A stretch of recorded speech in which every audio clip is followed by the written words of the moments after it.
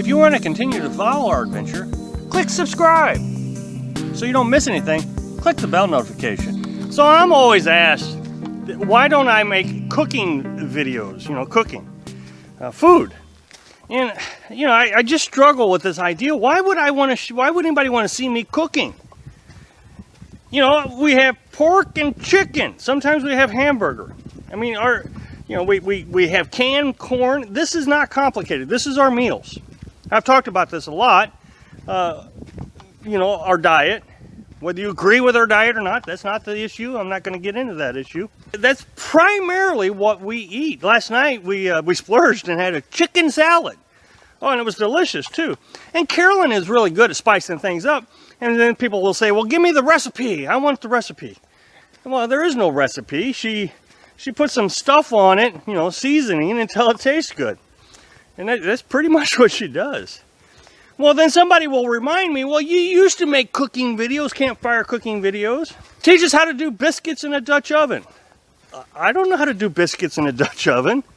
Carolyn does not do biscuits in a Dutch oven. So I'm always baffled when people say they want to watch us cook. And I continuously say, what is there that's so exciting? Well, then somebody said, well, show us how to cook on a campfire. And I said, well, Carolyn hasn't cooked on the campfire in ages. The other day, she boiled some chicken on the campfire because she wanted to save on propane. She didn't want to heat up the camper. That was probably the first time in 6 months that we've cooked outside. And it wasn't really cooking outside. She just boiled the chicken. She did all the cooking in the camper. And then it hit me. People want to see us cooking on the campfire because they have this romanticized fantasy that every day is a camping trip. Well, it's not. This is life. I get up in the morning and I go to work for several hours in the morning. I do my online work. I make YouTube videos also. We just have life. We go for our daily walks, get all our chores done, the dishes and the showers, all this other stuff.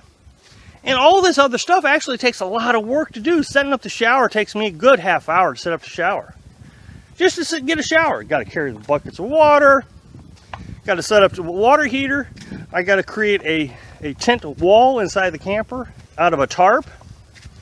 So everything you do is already increased in workload.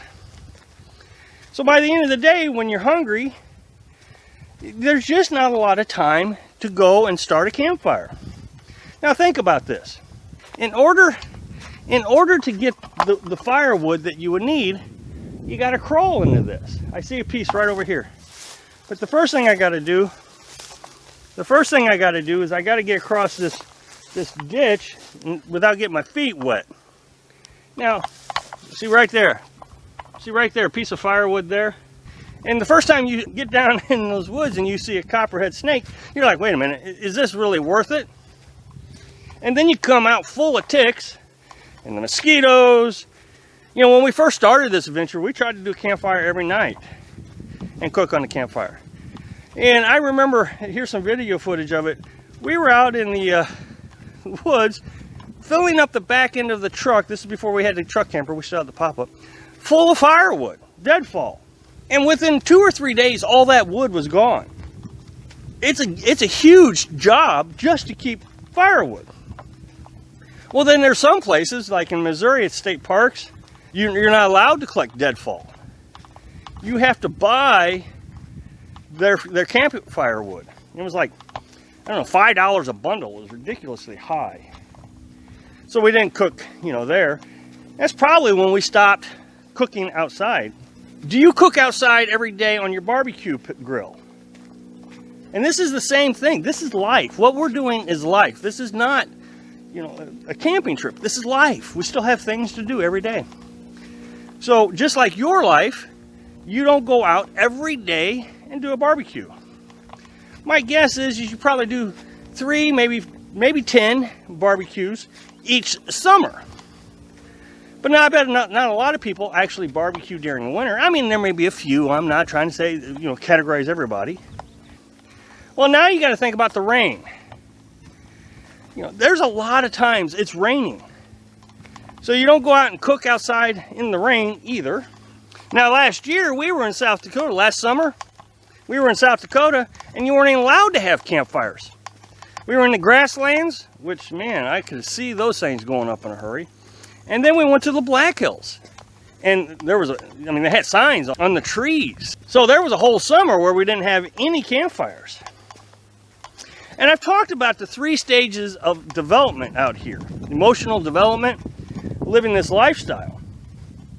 The first stage is you're all excited and everything's great and you're going to be doing everything, traveling and doing the campfires, cooking outside. And then in 6 months you're like, wait a minute. Yeah, you're entering stage 2, which is, I think this is exciting, but man, it's a lot of work.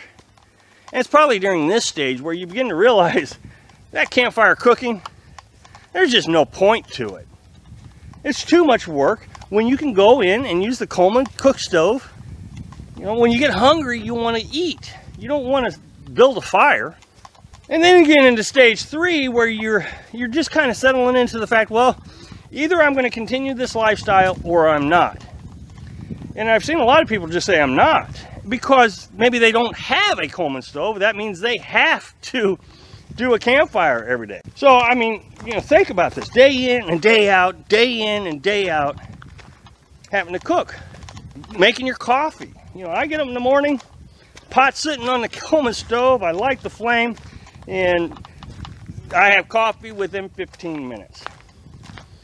But here it is, dark out, and I have to go out and get the fire started just to make a pot of coffee. It'll wear you out, so you just don't do it. So the fantasy of this beautiful nature, and you're going to have a campfire and you're going to be sitting around it all the time, it's not realistic. It's no more realistic than that's what you're going to do at your own house. That's what I really like for folks to focus on, is everything you do in your house right now is easier than what you're going to be doing out here. So you will start taking shortcuts on the fantasy. You won't do the fantasy. It's just too hard.